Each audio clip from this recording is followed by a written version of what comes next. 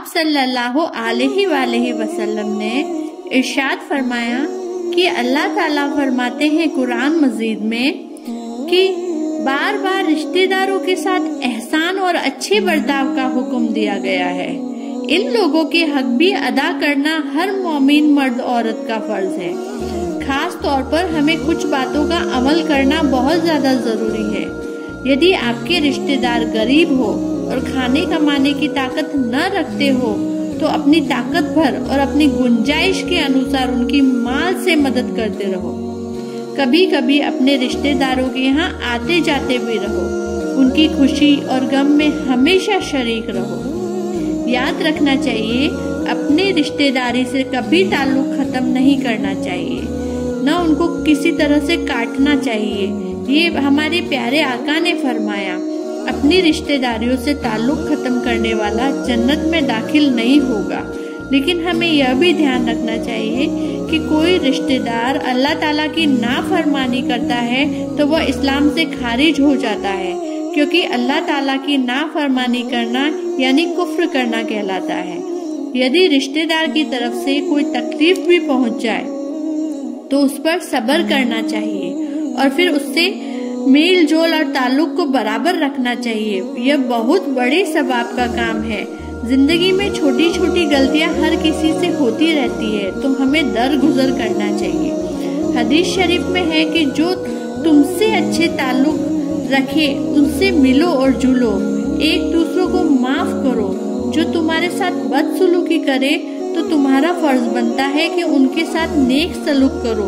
यह हमारा फर्ज है। रिश्तेदारी इस तरीके से निभाना चाहिए।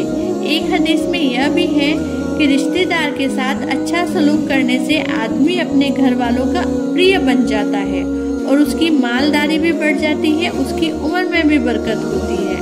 तो इन हदीसों से हमको यह सबक मिलता है कि रिश्तेदारी के साथ नेक सलूक करने का कितना बड़ा अजर व सवाब है और दुनिया व आखिरत में तो कितने फायदे हैं।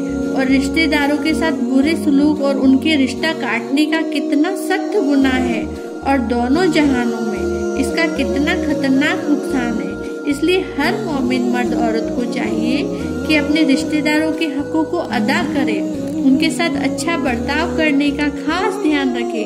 याद रखे कि शर्तों में अहकाम व अमल करना ही मोमिन के लिए और दोनों जहानों की कामयाबी का सामान है। शर्तों को छोड़कर कभी भी मोमिन दोनों जहान में कामयाब नहीं हो सकता।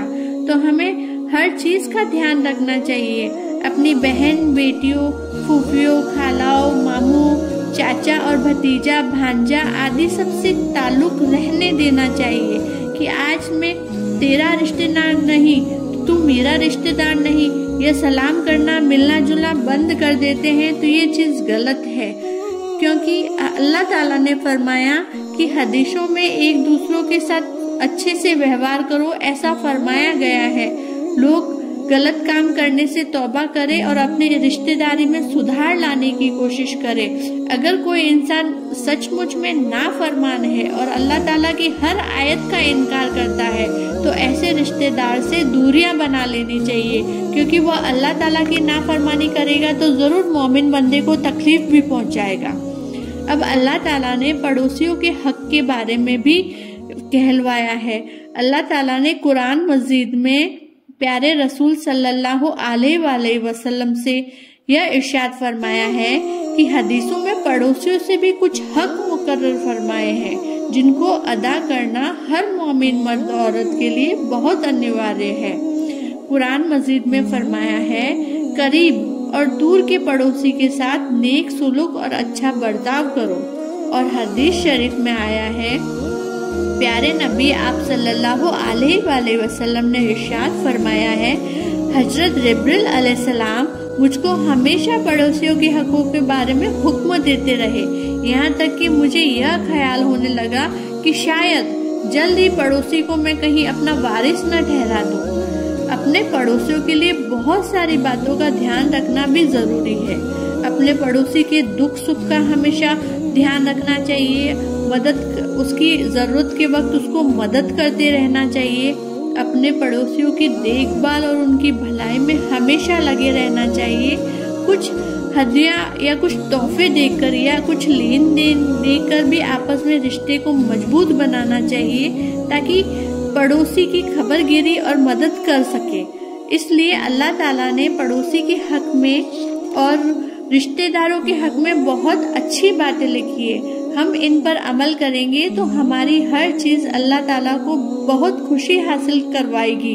अल्लाह ताला को राजी करना ही हमारा फर्ज है। जो अल्लाह ताला की नाफरमानी करता है, ऐसे लोगों से दूरियां बनाकर रखनी चाहिए।